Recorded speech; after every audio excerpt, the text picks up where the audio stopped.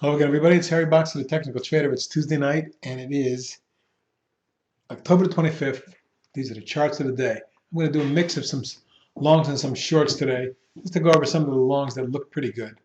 But at the same time, I want to emphasize the shorts since the market appears to be weak here. But boy, in terms of stocks that are acting great. NUS hit a new all-time high today, and it has moved steadily higher ever since the recent early October pullback low when it was trading under 38. Today, 48.70. That's more than 10 points nearly straight up.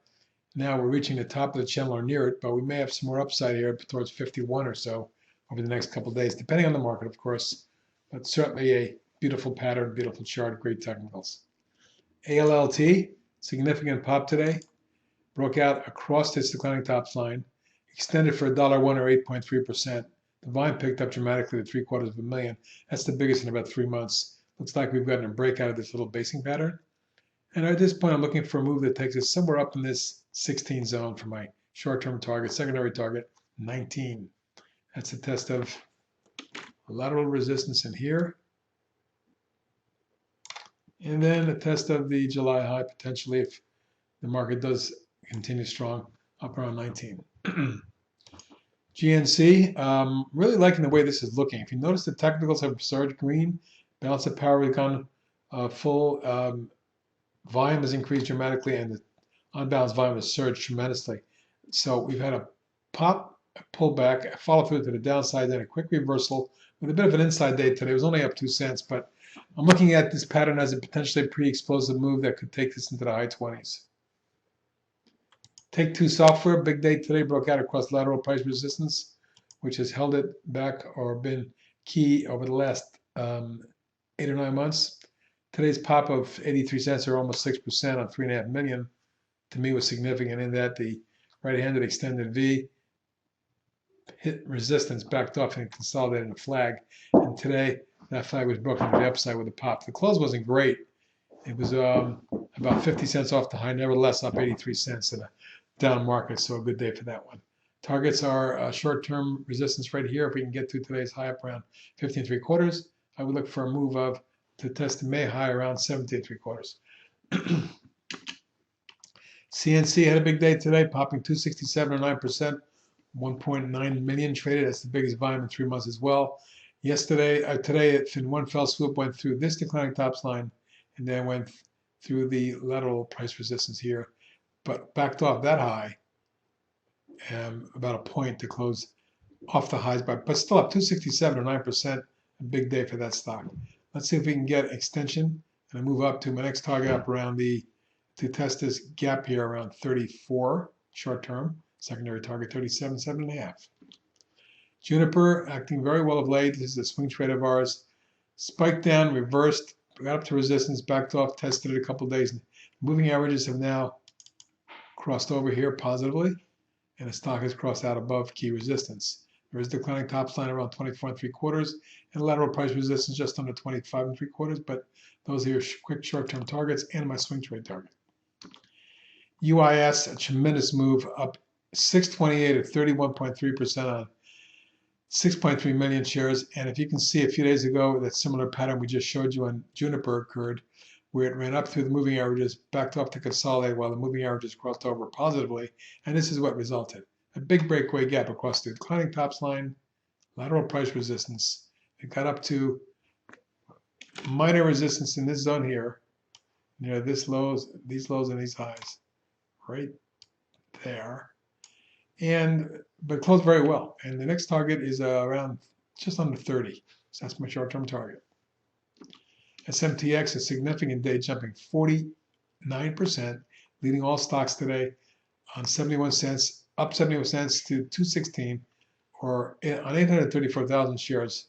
Not that far off the high, but that high was right on resistance. So we'll have to see whether we get a follow through the 230.35 zone. If so, look for 275 to 295. And that's it for the longs. Let's take a quick look at some of the box of shorts.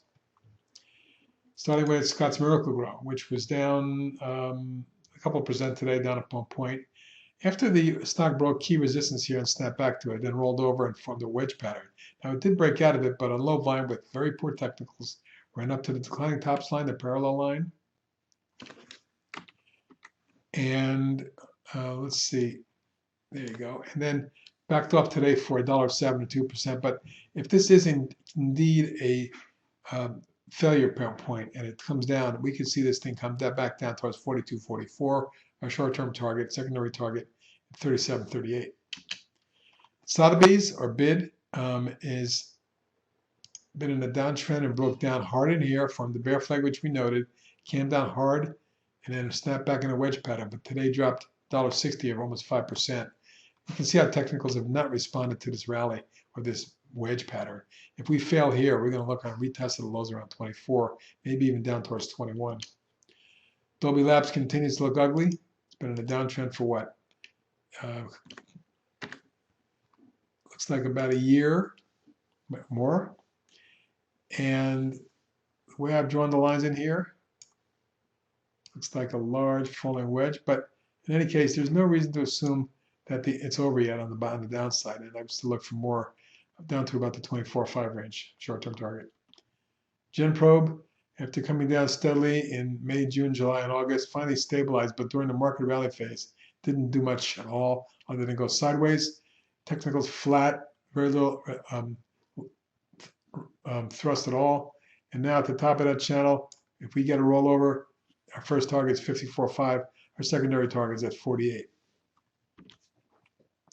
IPCM also struggling, even though it has rallied recently and is now back above the moving average at which it crossed over. This is an area that I would caution you, if you're going to short it, stop it over 43. But on the downside, a retest of 35.6 could take place. If that's cracked, we're looking at 30.31. Coherent in a rising wedge right to the declining tops line.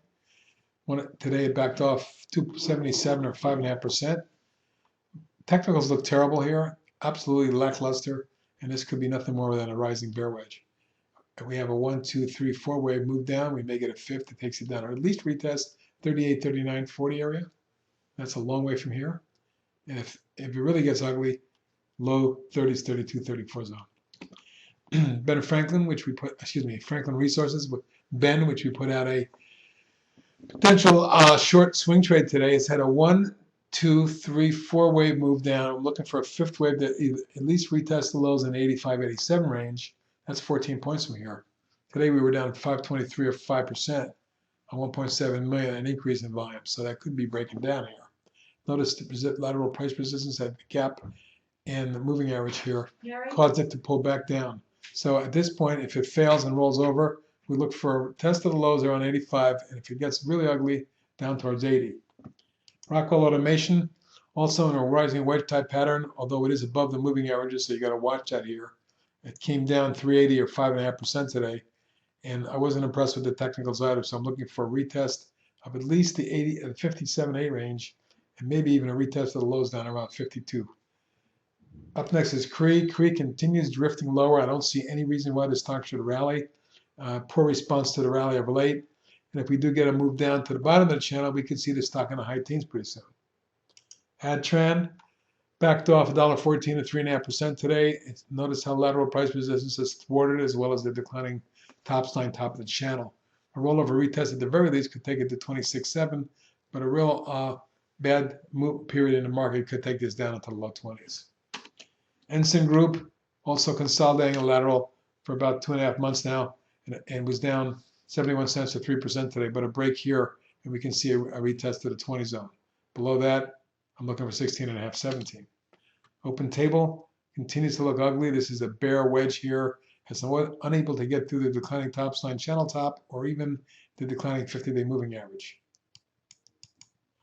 Note that if this fails, we could see a retest of the lows down around 40, or if it really gets ugly, something in the low 30s. And lastly for today is INFA, similar pattern. Backed off here, we're at support. If we fail here and crack this line, look for retest of the lows around 36.